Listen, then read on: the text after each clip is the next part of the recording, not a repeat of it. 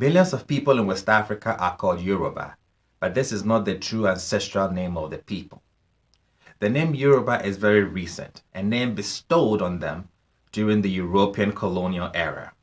This new name limits the history of the people to less than 200 years. Most Yorubas can only trace their history to the creation of the new name, which goes back to 160 years approximately.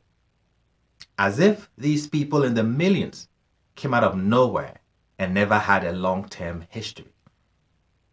Ask the Yorubas and you will hear about Oduduwa and his posse, Orishas, who are mystical beings who created the heavens and the earth and gave birth to the ancestors. This is pure fiction and not history. You see, what our brethren in the Caribbean and Americas fail to realize when they complain that the transatlantic slave trade robbed them of their history is that events that took place on the continent also robbed their brethren of their history as well.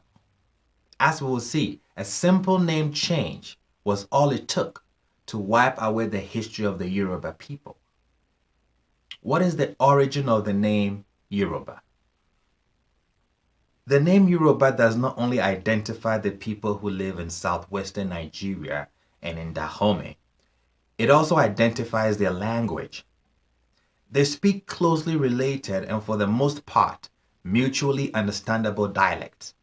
All of these dialects put together is called Yoruba.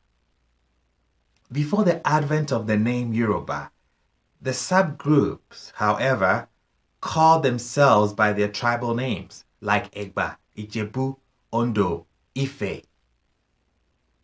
and not Yoruba as their umbrella designation. As recent as the 1840s, there was no place of people called Yoruba in West Africa. The European colonialists referred also to them by their various tribe names. These tribes were ruled from the city-state of Odoyo. The Ahusa or the Fulani people referred to their rulers as Yaba or Yareba people, but the real names of the rulers was Evevio. Hugh Caplanton, the English explorer, confirmed this name in his annals, as well as information that we have from their kinsmen in Dahomey. Throughout the 19th century, the Fulani people were on a jihad, converting their neighbors to Islam. Those conquered that refused to convert to Islam were sold into slavery. When the jihadists conquered the powerful Oyo Empire, the demise of the kingdom caused a huge flight of refugees from the surrounding provinces governed by Oyo to seek refuge with European missionaries down in the south.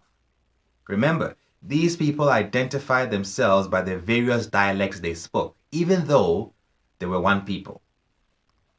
Not knowing how to classify them under one identity, the missionaries turned to one Bishop Ajayi Crowther, who was a native whom the missionaries had trained as a linguist for help.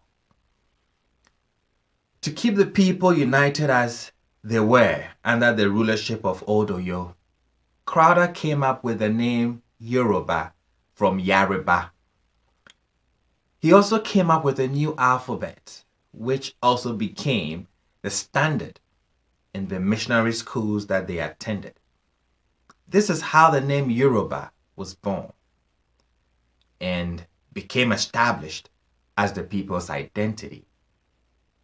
Now, though it was good that they came under one umbrella, the name change, however, wiped out the people's identity and history. This has been truly disastrous because knowing their history is crucial to their survival.